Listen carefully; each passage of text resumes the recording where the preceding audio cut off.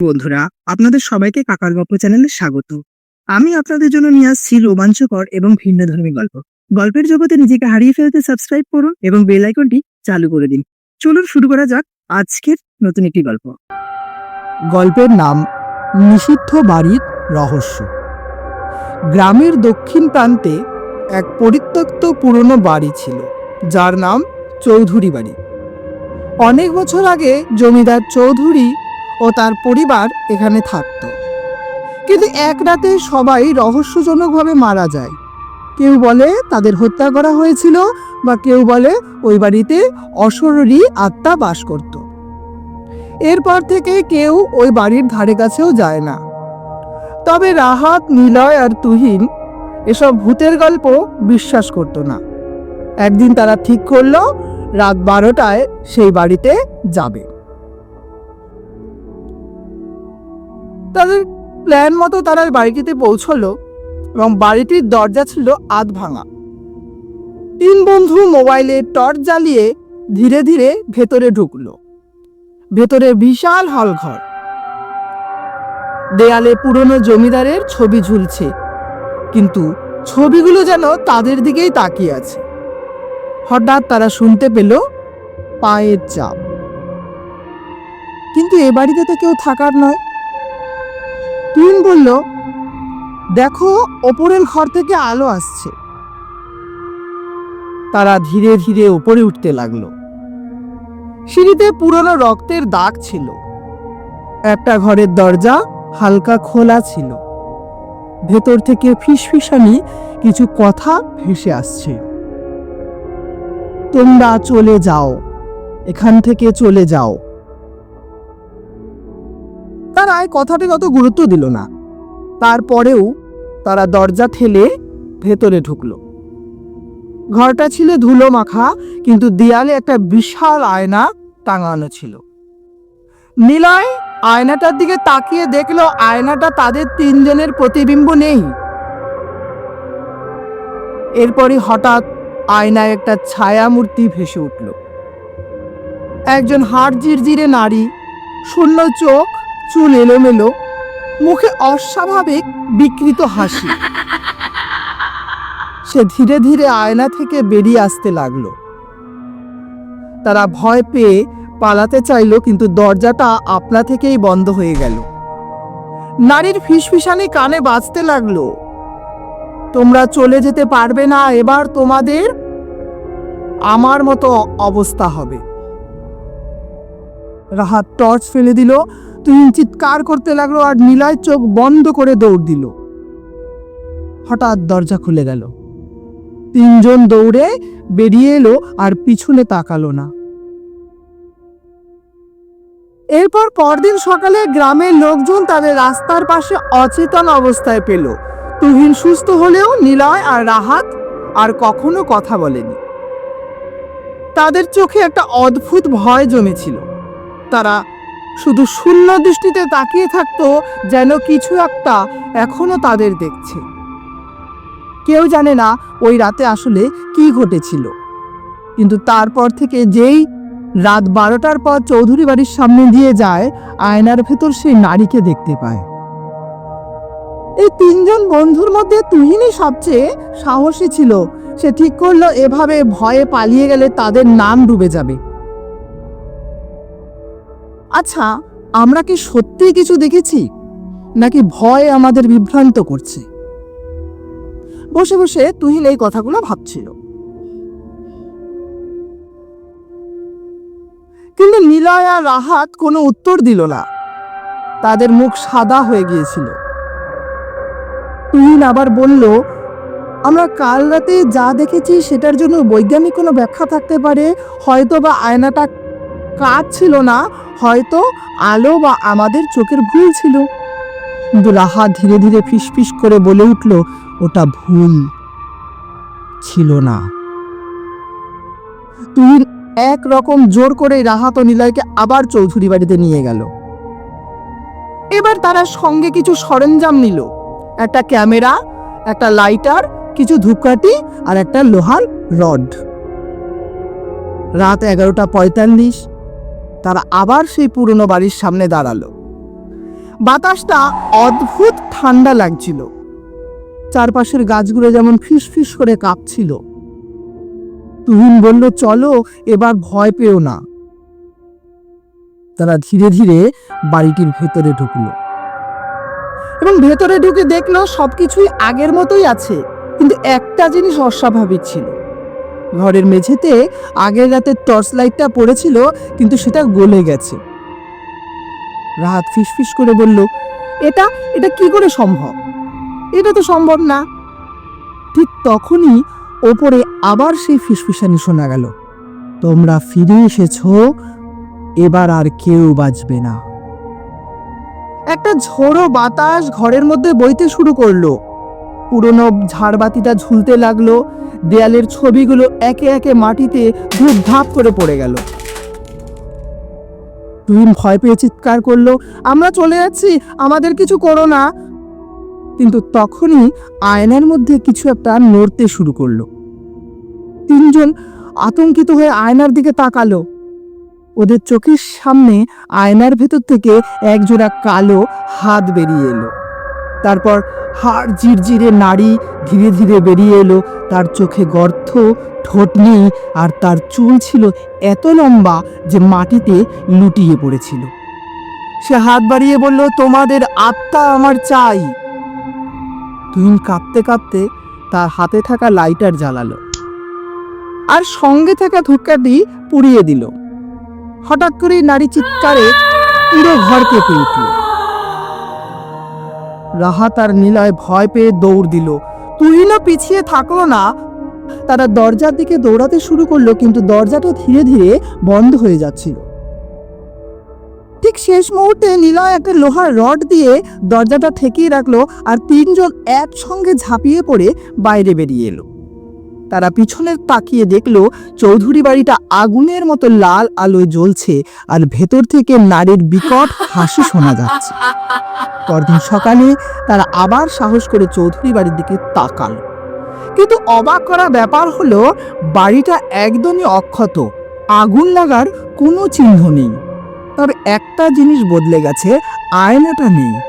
গ্রামের বৃদ্ধরা বললেন ওই আয়নার মধ্যেই ভূত ছিল, এখন সেটা হারিয়ে গিয়েছে, কিন্তু অভিশাপ হয়তো এখনো শেষ হয়নি। তুহিন আর নিলয় আর রাহাত তারা আর কখনোই রাতে ওই রাস্তা দিয়ে যায়নি। তবে মাঝে মধ্যে রাত 12টার সময় কেউ যদি ওই চৌধুরী বাড়ির সামনে দিয়ে যায়, একজন নারীর ছায়া দেখতে পায়। এইভাবে 3 মাস কেটে গেছে। তুহিন, নিলয় আর রাহাত তখনও সেই রাতের ভয় ভুলতে পারেনি। তবে গ্রামের অন্য লোকেরা বলতে শুরু করলো চৌধুরী বাড়ির অভিশাপ হয়তো শেষ হয়নি, কেননা সেই ঘটনার পর থেকে আশেপাশের গ্রামগুলোতে অদ্ভুত সব ঘটনা ঘটতে শুরু করলো। গভীর রাতে কেউ রাস্তা দিয়ে হাঁটলে পেছন থেকে কেউ কাদার শব্দ শুনতে পেত। কিছু মানুষ বলতো একটা কালো শাড়ির নারী আমাদের জানালার বাইরে দাঁড়িয়েছিল। গ্রামের এক কিশোরী একদিন আয়নার সামনে দাঁড়িয়েছিল, পরে সে কান্নাকাটি করে বলে উঠল, আয়নার ভেতরে আমার প্রতিচ্ছবি আমার সঙ্গে কথা বলছে। নিলয় সেই রাতের পর থেকেই চুপচাপ হয়ে গিয়েছিল। সে কারোর সঙ্গে কথা বলতো না, সারাদিন আয়নার দিকেই তাকিয়ে থাকতো। তার মা বাবা ভয় পেয়ে গেল। তারা এক রাতে তুহিন আর রাহাতকে ডেকে বলল, নিলয় না স্বাভাবিক নেই। ও রাত জেগে বসে থাকে, নিজের হাতে নখ কামড়ায় আর ফিস ফিস করে কি যেন কিছু বলে। তুহিন আর রাহাত ভয় পেয়ে গেল।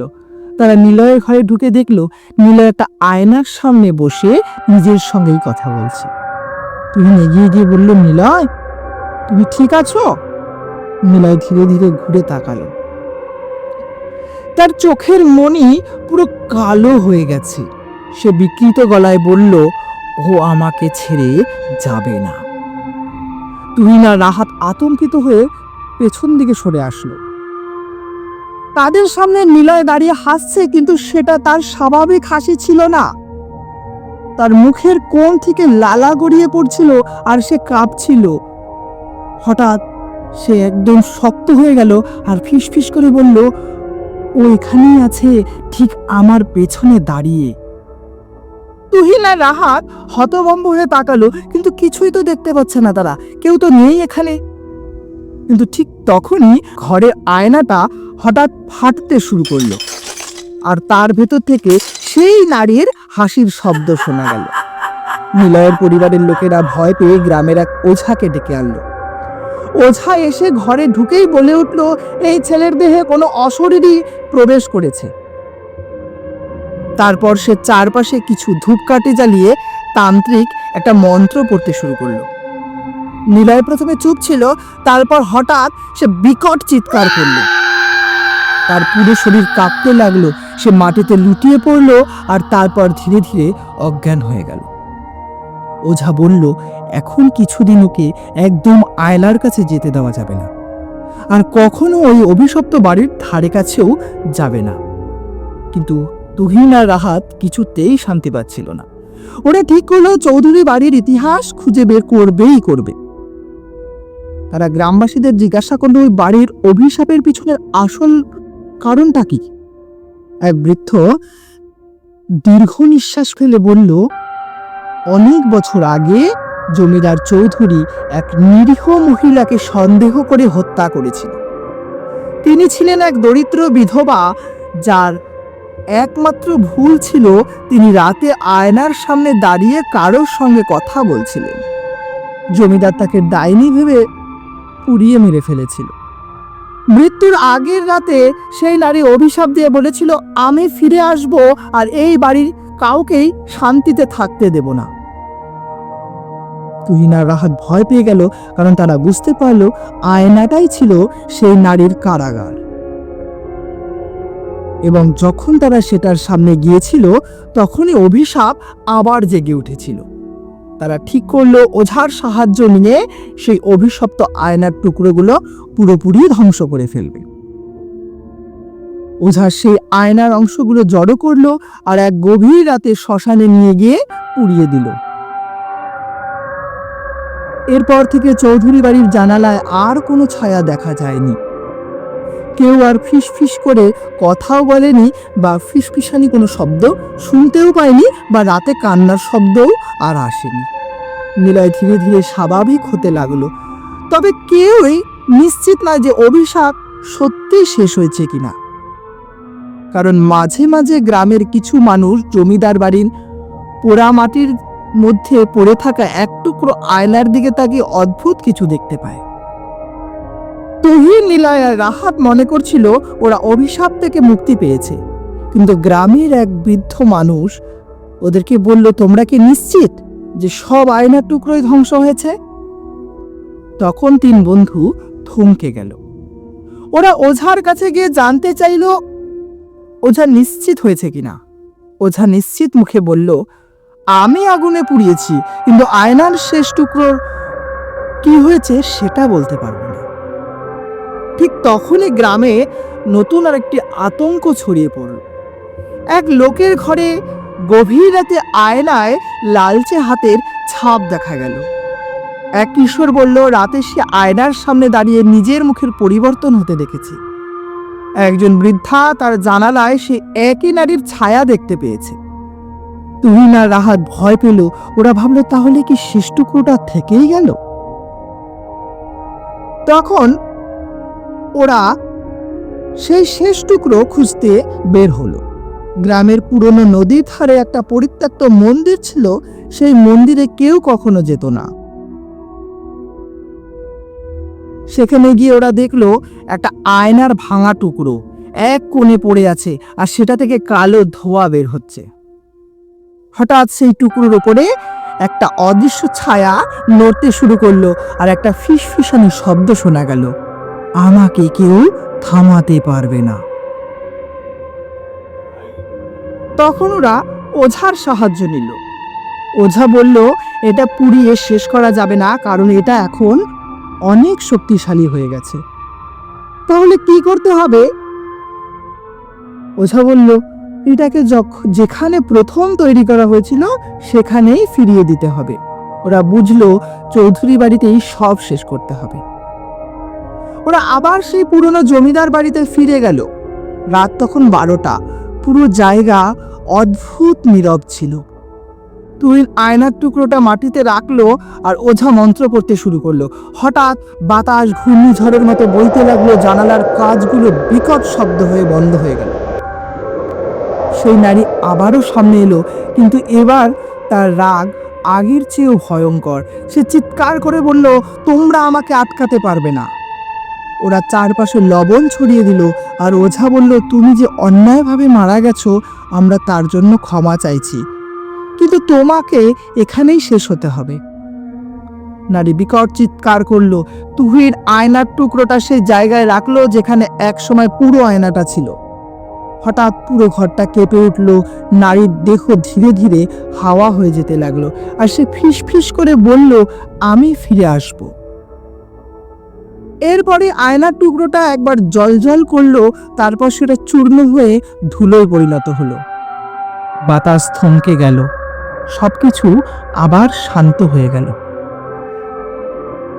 তিন বন্ধু দীর্ঘ নিঃশ্বাস ফেলল। ওরা জানতো ওরা কিছু একটা বদলে দিয়েছে। গ্রামে আর কখনো সেই নারীর ছায়া দেখা যায়নি, কিন্তু অনেক বছর পর একদিন এক পর্যটক সেই চৌধুরী বাড়িতে ধ্বংসাবশেষ খুঁজতে গিয়ে কিছু একটা খুঁজে পেল। এটা ছিল সেই পুরনো আয়নার ফ্রেম এবং তার পেছনে লেখা ছিল, আমি এখানেই আছি। তুহিন, রাহাত এবং নিলয় ভাবলো সব শেষ হয়ে গেছে, কিন্তু ওদের মনে তখনও একটা প্রশ্ন, সেই নারী কি সত্যিই চলে গেছে? ওরা ওঝার কাছে গেল। ওঝা দীর্ঘ নিঃশ্বাস ফেলে বলল, অভিশাপ শেষ হয়েছে, কিন্তু অশরীরীরা কখনো পুরোপুরি হারিয়ে যায় না, তারা সময়ের অপেক্ষায় থাকে। ওরা আর কিছু না ভেবে বাড়ি ফিরে গেল। এইভাবে কয়েক মাস কেটে গেল। গ্রামের লোকেরা বলল, এখন আর রাতের আধারে কেউ কান্নার শব্দ শুনতে পায় না। নিলয় স্বাভাবিক জীবনে ফিরে এলো আর তার কোনো অদ্ভুত স্বপ্ন দেখা গেল না। তুই না রাহাতও তাদের পড়াশোনায় মন দিল। সবকিছু যেন স্বাভাবিক হয়ে গেছে। ঠিক এক বছর পর একদিন একদল পর্যটক পুরনো চৌধুরী বাড়িতে ঘুরতে গেল। তাদের মধ্যে একজন ধুলোয় ঢাকা পুরনো কিছু দেখতে পেল, একটা আয়নার ভাঙা অংশ। সে সেটা হাতে তুলে নিল আর আয়নার ধুলো মাখা কাচের উপর একটি মুহূর্তের জন্য একটা ছায়া দেখা গেল। তারপরই দূর থেকে বাতাসে একটা ফিসফিসানি শব্দ শোনা গেল, আমি আসব, আমি আবার ফিরে আসব। তো বন্ধুরা, গল্পটি শোনার জন্য আপনাকে অনেক ধন্যবাদ। যদি গল্পটি আপনার ভালো লেগে থাকে তাহলে লাইক বাটনে ক্লিক করে আপনার ভালো লাগার ছাপ রাখুন আর কমেন্টে জানান আপনার গল্পটি কেমন লাগলো। আর এখনো যদি সাবস্ক্রাইব না করে থাকেন তাহলে সাবস্ক্রাইব বাটনে ক্লিক করুন আর গল্পটি বন্ধুদের কাছে শেয়ার করতে